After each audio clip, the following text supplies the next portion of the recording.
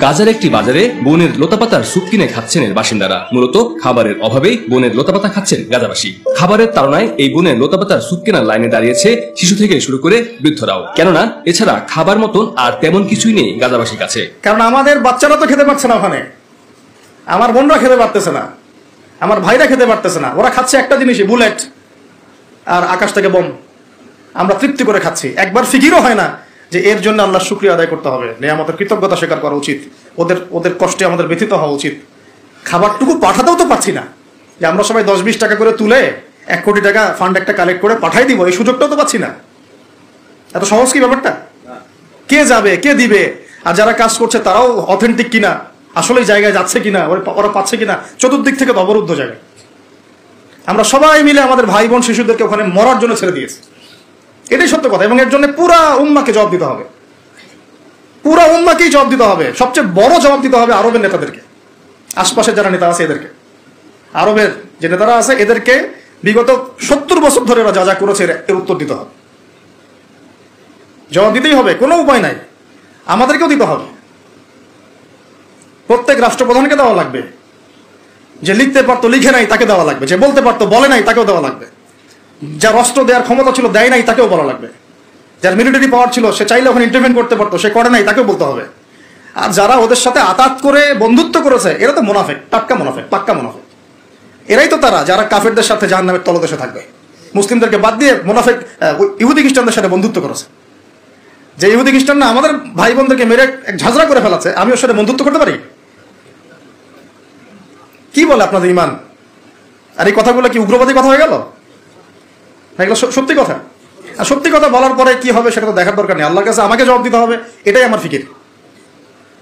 তো যারা দোয়া করতে পারবে তারা যদি দোয়া না করে আল্লাহর কাছে জবাব দিতে হবে, যারা বলতে পারে যদি না বলে আল্লাহর কাছে অ্যান্সার দিতে হবে, যারা খাবার পাঠাতে পারতো তারা পাঠায় নাই আল্লাহর কাছে অ্যান্সার দিতে হবে। একটু ভেবে দেখেন না, আপনার যদি একটা বাচ্চা কখনো এমনি মারা যায় তাহলে আপনার কেমন লাগবে? আল্লাহ না করুক। একটা বাবার জন্য সবচেয়ে কষ্টের কোন সময়টা বলেন তো? নিজের সন্তানকে দাফন করা। আমরা তো কখনো করি নাই এটা, আমরা বুঝবো কিভাবে? যে ঘুমটাওয়ালা কিছু লোক বসে বসে অনলাইনে বলতেছে যে এগুলো ফিতনা, এটাই, ওরা কি কখনো নিজের সন্তানকে দাফন করেছে নাকি? কখনো কষ্ট স্বীকার করেছে নাকি? কখনো রিমান্ডে গিয়েছে নাকি? মায়ের খেয়েছে নাকি? কখনো জেল খাটছে নাকি? ও তো সুখে আছে, 3 বেলা খাচ্ছে যাচ্ছে, মাশাআল্লাহ, সুখে শান্তিতে জীবন যাপন। ও কি বুঝবে উম্মার কষ্ট? ও কি বুঝবে বাচ্চাদের কষ্ট, এই মা বোনদের কষ্ট? আর আমরা সর্বোচ্চ বলতে পারতেছি ব্যাস, কিন্তু সচেতনতা তো তৈরি করা দরকার।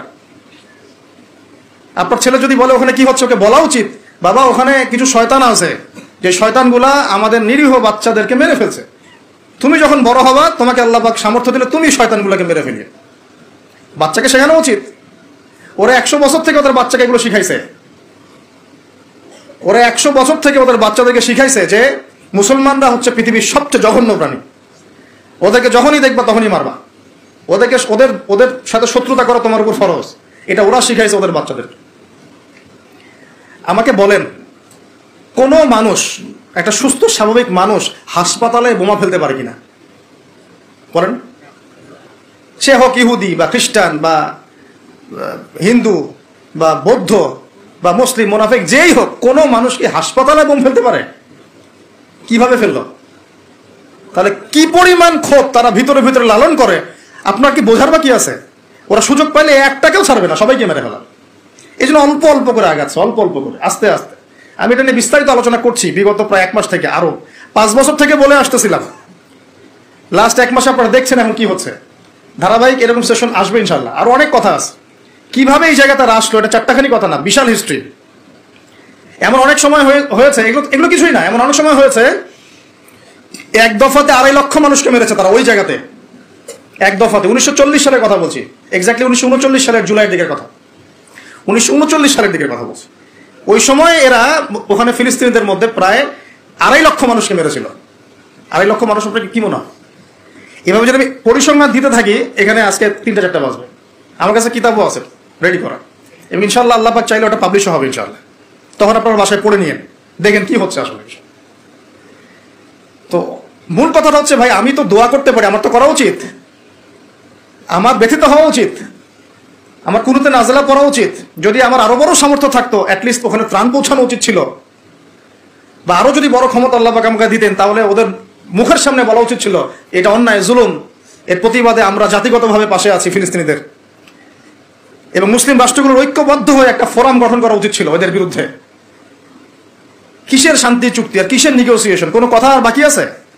এদের সাথে একটা ভাষাই বাকি আছে এখন, অস্ত্রের ভাষা, যুদ্ধের ভাষা। একটা ভাষাতেই কথা বলা বাকি আছে, আর কোনো ভাষাই নেই এদের সাথে কথা বলার। তুমি হাসপাতালে বোম ফেলে 600টা মুসলিম বাচ্চাকে হত্যা করে ফেলছো, তোমার সাথে কিসের কথা? একটা কথাই হতে পারে, সেটা হলো যুদ্ধের ভাষা, অথবা এই পুরো ভূমি থেকে তোমরা চলে যাবা পশ্চিমে, পুরো ফিলিস্তিন ছেড়ে দিবা। এটাই ছিল আমাদের ভাষা। কিন্তু বিগত 75 বছর ধরে আমরা এগুলো করতে পারি না। একটা দুইটা বছর না রে ভাই, 75 বছর ধরে আমরা এগুলো করতে পারি না। তো আমি এখানে গলা ফাটাই, আমার আবেগ ঝেড়েও কি লাভ হবে তাও জানি না। অ্যাটলিস্ট আমরা আমাদের জবাবটা তো আল্লাহর কাছে দেওয়া লাগবে। আল্লাহ পাক আপনার অপারগতাও জানেন, আপনার সামর্থ্য সীমাও জানেন। আল্লাহ পাক দেখবেন এর মধ্যে থেকে আপনি কি করেছেন, দেখবেন কি না? তো এখন ভাই আমাদের কি এইসব মোবাইল, সেলফি, হাবি জাবি এগুলোই জীবন? না আমাদের কি চিন্তা করতে হবে একটু?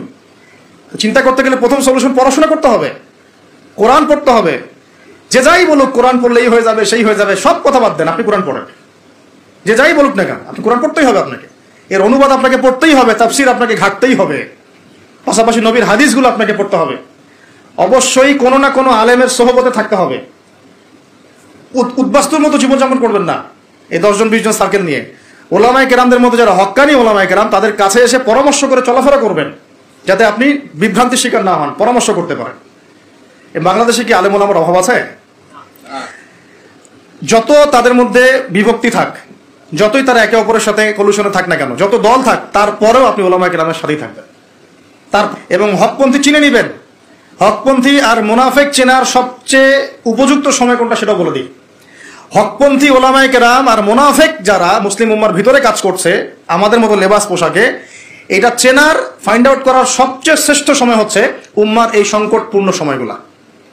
উম্মার উপর যখন কোনো বিপদ আপদ, বালা মুসিবত, সংকট আসবে, আপনি এমনি বুঝতে পারবেন কারা মুনাফিক কারা হকের উপর আছে, যদি আপনার বিবেক থেকে থাকে, আপনার বুঝ থেকে থাকে। এরপরেও যদি না চিনতে পারেন, আপনি দাজ্জাল, অন্ধ, আপনি দাজ্জালের মতো এক চোখ অন্ধ।